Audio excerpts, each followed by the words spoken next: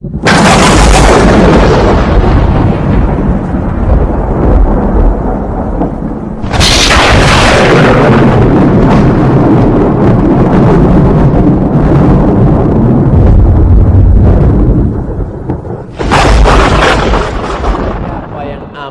mengalir tidak putus, disebutkan dalam Sahih Muslim, idza matal insan, kalau insan manusia itu mati, inqata'a, putus, tapi ada yang tetap mengalir di antara hari tarwiyah, hari yang ditunggu-tunggu oleh orang beriman, hari melepaskan segala status sosial, kemuliaan, kebanggaan, lalu berganti pakaian itu dengan pakaian kematian.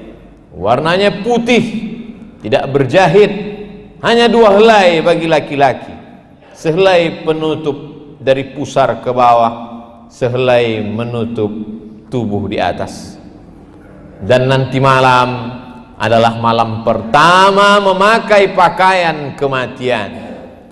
Hanya 1 malam saja menggunakan pakaian itu, tanggal 8 malam tanggal 9. Karena tanggal 9 malam 10 setelah melontar mereka akan melepas, tapi komplit 1 malam. Ini adalah malam pertama gladi kematian. Mana pakaian sutra yang mahal tinggal, mana pakaian kekuasaan, jabatan, semuanya tidak dibawa. Oleh sebab itu mereka yang keluar dari ibadah ini, janji yang pernah diucapkan Nabi Muhammad SAW untuk mereka, al-hajjul mabrur, haji yang mabrur, laisa lahu jaza illal jannah, tidak ada balasan lain kecuali surga. Mengapa demikian? Karena mereka mati sebelum mati.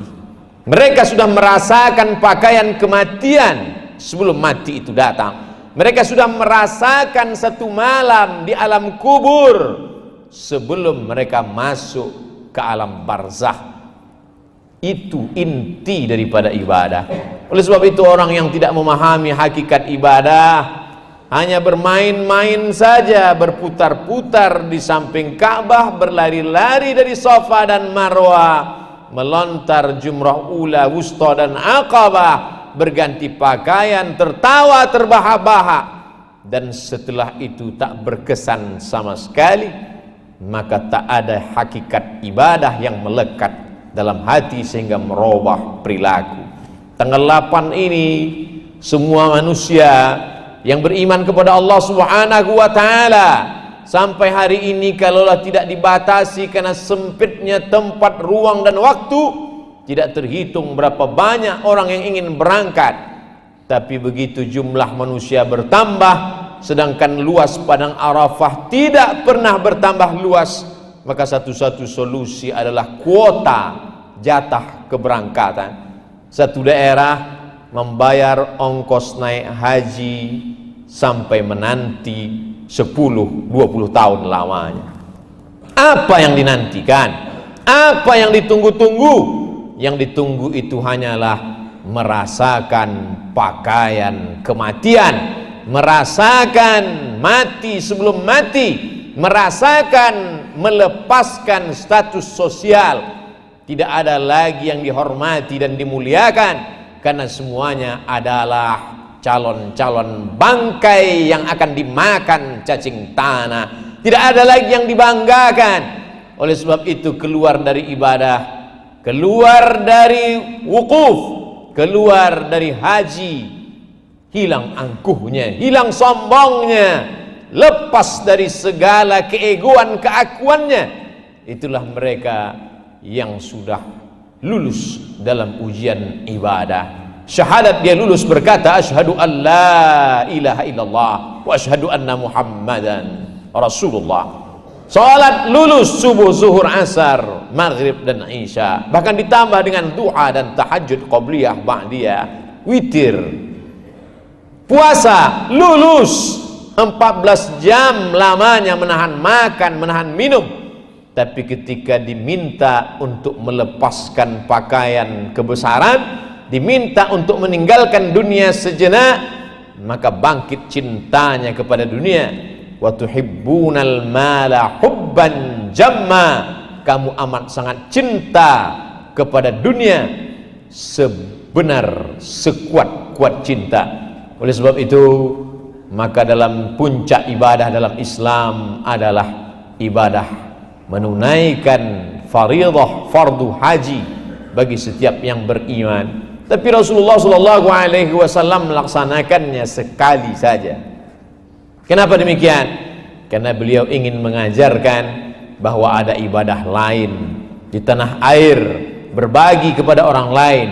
Sekali fardu, ibadah ini juga mengajarkan kepada kita bagaimana giat mencari harta. Orang Islam tidak disuruh untuk duduk saja di masjid. Idza qudiyatis shalah, kalau salat sudah dilaksanakan, fantashiru fil ard, bertebaranlah di atas muka bumi Allah. Untuk apa? Wabtaghu min fadlillah, cari rezeki karunia Allah Subhanahu wa taala. 9.000 kilometer dari Asia Tenggara ke tanah suci Makkah dan Madinah tidak dapat ditembus tanpa materi, transportasi, akomodasi, konsumsi, makan, tempat tinggal, ongkos pesawat. Oleh sebab itu, maka orang yang memilih untuk tidak punya harta, memilih merasa kalau miskin lebih cepat masuk surga, maka sesungguhnya surga juga berpihak kepada orang-orang yang kaya dan punya harta. Man bana masjidan, siapa yang bangun masjid, banallah mithlahu baitan fil jannah, dibangunkan Allah untuknya satu tempat di dalam surga. Siapa yang mampu membangun masjid? Orang yang kaya. Man ala thalatha banatin, siapa yang membesarkan 3 anak perempuan, fa'addabahunna, diberikan pendidikan yang baik dan layak, wa zawwajahunna, dinikahkan dengan orang yang layak, sopan, taat beragama, berakhlakul karimah, wa ahsana ilaihinna, dia buat baik sampai kematian tiba, falahul jannah, surga baginya. Pendidikan mahal, melambung tinggi, harga pakaian, harga pendidikan, harga kehidupan. Siapa yang sanggup mendidik 3 anak perempuan? Orang-orang kaya. Ana, kata Nabi SAW, aku wakafilul yatim, dan orang yang menyantuni anak yatim, kahataini fil jannah, seperti ini dalam surga. Nabi menunjukkan as-sabbabah, jari telunjuk, wal wusta, jari tengah, wa farraja bainahuma, beliau jarangkan antara jari telunjuk dan jari tengahnya, menunjukkan betapa dekatnya baginda dengan orang yang menyantuni anak yatim. Siapa yang sanggup menyekolahkan anak yatim? Juga orang-orang kaya. Lalu ketika kematian tiba, siapa yang amalnya mengalir tidak putus? Disebutkan dalam Sahih Muslim, idza matal insan, kalau insan manusia itu mati, inqata'a, putus, tapi ada yang tetap mengalir. Di antara yang mengalir itu adalah sadaqatun jariyah, sedekah jariyah. Siapa yang mampu bersedekah? Jika orang-orang kaya. Oleh sebab itu dalam hadis dikatakan at-tajirus saduqul amin, tajir pedagang, saduq jujur, al-amin amanah, ma'an nabiyyin, mereka akan dibangkitkan di padang mahsyar bersama para nabi, was-siddiqin, bersama orang-orang yang benar, was-syuhada, bersama orang yang mati syahid, was-salihin, bersama orang-orang yang saleh. Oleh sebab itu Nabi Muhammad SAW tidak miskin. Nabi Muhammad SAW adalah orang kaya tapi hidup bersahaja. Nabi Muhammad SAW adalah orang yang banyak harta, tapi mencari harta bukan untuk dunia. Dunia hanya jembatan menuju akhirat. Ibadah haji mengingatkan kepada mati. Setelah keluar dari mati, hidup kembali, maka kehidupannya adalah untuk menuju akhirat. Kalaupun dia sibuk mencari harta, pagi pergi, pulang petang, maka yang dicarinya itu untuk menerangi kuburnya. Al-Kayyis, orang yang cerdas. Al-Kayyis, orang yang berakal, bukan orang yang IQ-nya tinggi, bukan orang yang indeks prestasinya melambung. Orang yang cerdas adalah mandana nafsahu, orang yang mampu menundukkan hawa nafsunya, wa amila lima ba'dal maut, dan dia mampu beramal setelah mati. Bukan beramal sebelum mati. Membangun rumah yang besar, beramal sebelum mati. Membeli kendaraan yang mahal, beramal sebelum mati. Tapi ada orang yang cerdas. Siapa itu? Orang yang mewakafkan tanahnya untuk masjid, beramal setelah mati. Orang yang menyekolahkan anak yatim pendidikan gratis, beramal setelah mati. Itulah orang yang cerdas, karena itulah yang akan tetap dibawa setelah mati. Mengapa sampai hari ini kita masih hidup? Tanggal 8 Zulhijjah, berapa banyak orang yang amat sangat ingin hidup hari ini, tapi ternyata ada yang lebih cepat daripada keinginan, yaitu kematian. Jawabannya ada dalam surat Al-Mulk juz 29. Alladzi khalaqal mauta, dia yang menciptakan mati, wal hayata, dia yang menciptakan hidup. Untuk apa dia buat hidup dan mati? Untuk apa dia ciptakan ada kehidupan, ada kematian? Liyabluwakum ayyukum ahsanu amala, untuk menguji siapa yang paling baik amala. Bukan jabatannya, bukan hartanya, bukan rupanya, bukan kuasanya. Allah ciptakan hidup dan mati. Allah ingin menguji siapa yang paling baik amala, amalnya.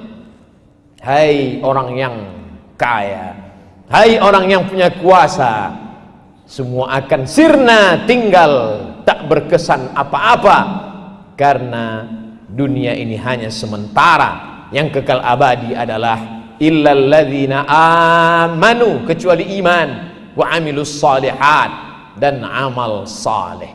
Hari ini sayyidul ayyam, induk dari segala hari. Dianjurkan untuk membaca surat Al-Kahfi sampai tenggelam matahari. Bagi yang belum membaca, selesai sholat Jumat ini masih ada kesempatan untuk membaca. Tidak ada kata terlambat.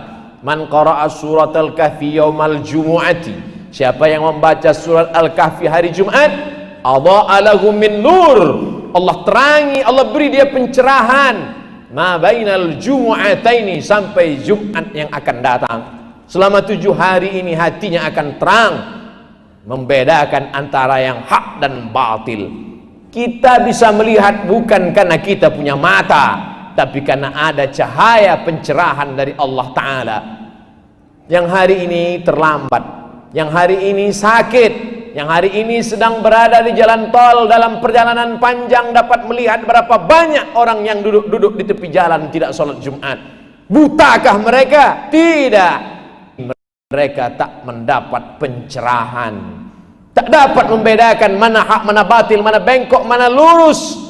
Lalu siapa yang memberikan pencerahan itu? Allah. Salah satu cara Allah memberikan pencerahan, man qara'a surat Al-Kahfi, siapa yang membaca surat Al-Kahfi yaumal jumu'ah, hari Jumat, adha'a lahu min nur, Allah berikan dia pencerahan, the likeness, Allah akan berikan cahaya ma bainal jumu'ataini, sampai Jumat berikutnya.